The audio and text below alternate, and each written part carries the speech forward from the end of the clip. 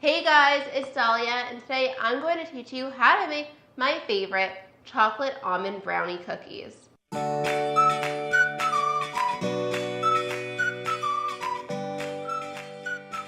I personally love the combination of chocolate and nuts together in like any dessert. So that's one of the reasons why I love these cookies so much.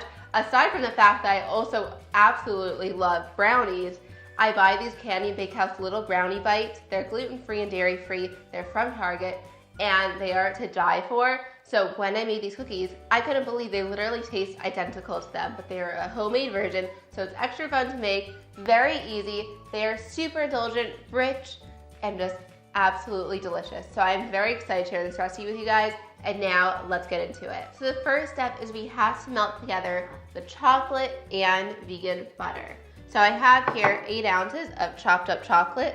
I love using Schaffenberger chocolate. They are my favorite. They are such good quality, but of course you can use any type of chocolate that you prefer. And I'll also leave the name of the chocolate on the blog post so you can check it out if you want it. And then just regular vegan butter. So now I'm going to add this here. I need a rubber spatula. So now I'm going to microwave this for 30-second intervals until the whole thing is melted, and you want to give it a nice stir in between each time you microwave it. Okay, so the chocolate is fully melted, and it only took a total of 1 minute in the microwave, but of course, your microwave might be a little bit different, so just keep an eye on it until it is fully melted, and it will look really, really nice, thin, and shiny. So now let's just set that aside for a little bit. It's just going to cool for a few seconds, and let's begin on mixing up the liquid ingredients. So I have here 2 eggs at room temperature.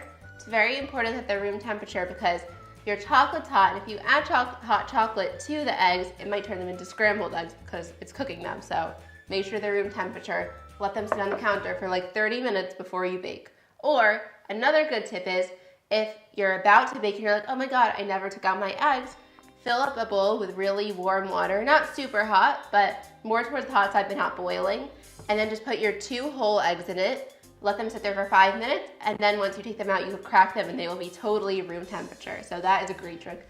I do that one all the time. And now we're going to add sugar. I know it's not a liquid ingredient, but it usually gets mixed in with the liquids. And in this case, it does. And last, we're gonna add some vanilla.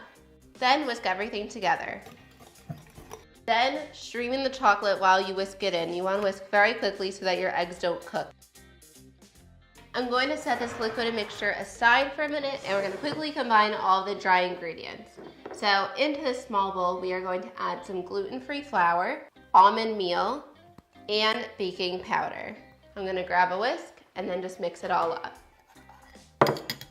So next, we are going to fold the dry ingredients into the liquid ingredients. When you fold, you want to bring the spatula underneath the batter and over. And lastly, we are going to add in some chocolate chips to make this even more chocolatey. And of course, we need the chopped up almonds. And then just fold this together.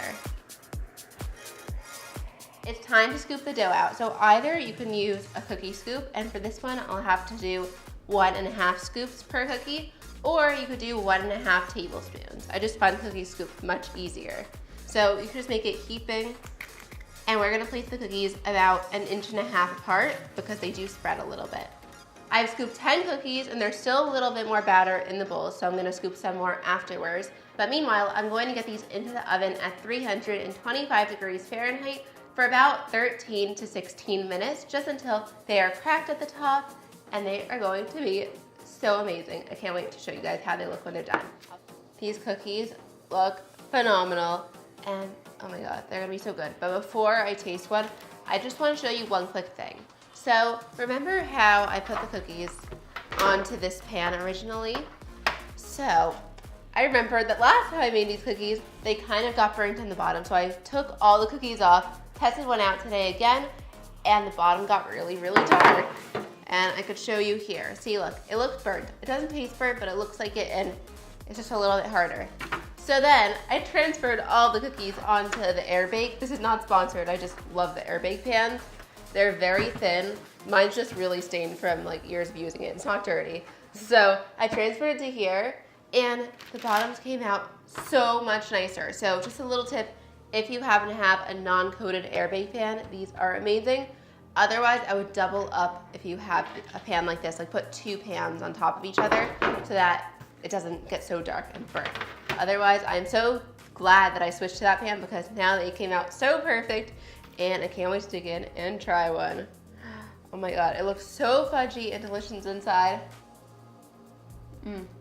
I still can't get over that we can make brownies now into a cookie. And you guys have got to try this out because look at this. Literally, they look like the top of a Duncan Hines brownie and they taste so, so, so good. And they're gluten-free, dairy-free, corn-free. You don't have to make them gluten-free, by the way. You could use regular all-purpose flour in it, but I made it gluten-free since I'm gluten-free and I wanted to be able to eat them. And I figured many of you guys out there are also and would like to be able to eat them. So I hope you guys enjoyed this video and let me know if you give this recipe a try. You could get the full written recipe on my website, it's ratingflour.com. Give this video a thumbs up. And also, if you haven't already, you should totally subscribe to my channel and you'll get to see all my new videos every week. So thank you again so much for watching and I will see you next time. Bye.